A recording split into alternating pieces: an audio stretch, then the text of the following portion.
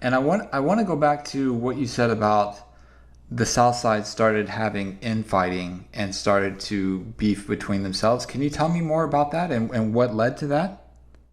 Yes, supposedly DeAndre Smith got blamed for stealing some narcotics. So you had basically one happy family was the Southside Crips, and they were all dealing dope together.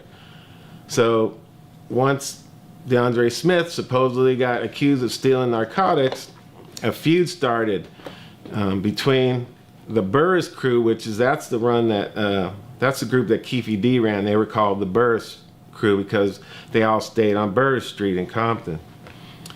Well, the other crew stayed on Glencoe Street, the street that I was talking about earlier.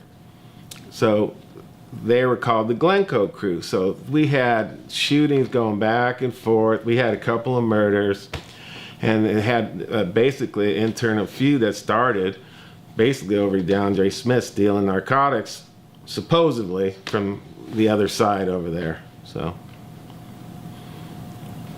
Okay. It was always rumored, and Keefe D even admitted to this himself, that when Biggie and Puffy would come out to LA when everything was going down in '96, that they would keep the Southsiders around for protection. I wanted to ask, did you ever hear this? And also, did you ever hear about Biggie going to or hanging out in a Southside neighborhood? Yes, we heard that he did go down to Southside, South Park at one time. Did we ever see it? No. But they had a connection in the East Coast, a guy named Zip. Him and Keefe D were buddies. I guess they met in prison, and that's how they started their East Coast, West Coast narcotics trade. So when Bad Boy Records would come down to LA, they would hire Southside Crips as their bodyguard because, the feud, the East Coast, West Coast feud was going on at the time with Suge Knight's Death Row record. So did I ever see him? No, but we were told by many, many people that this occurred. So we believe it to be true. Okay. And then obviously the big conspiracy theory is that Rampart cops or LAPD cops were involved with the Biggie thing. Looking back all these years later, knowing everything we know, I would just love to get your thoughts on what you personally believe or who was involved with the Biggie incident. Well, unfortunately, I don't really speak on the Biggie incident because I really don't know. All I could tell you is what happened when the LAPD guys asked us for help, and that's what we did.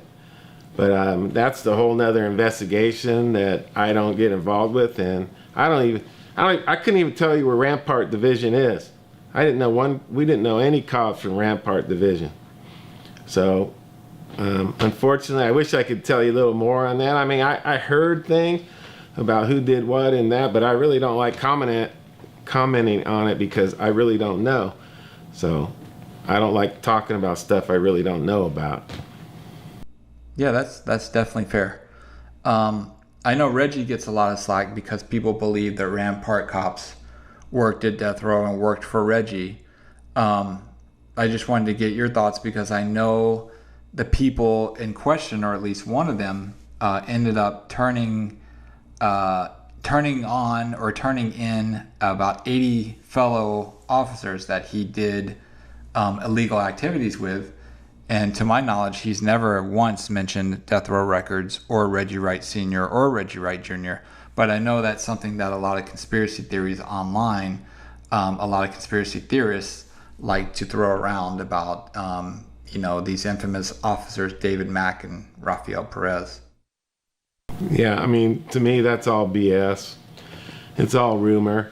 It's like I say, man, there's thousands and thousands of cops, and I didn't know one from Rampart. I'm sure Reggie will probably tell you the same thing, Reggie Jr. So,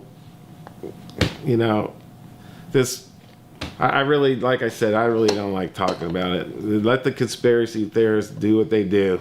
Because now that this is over, now they're all on Puffy, right? Now they're all on P. Diddy.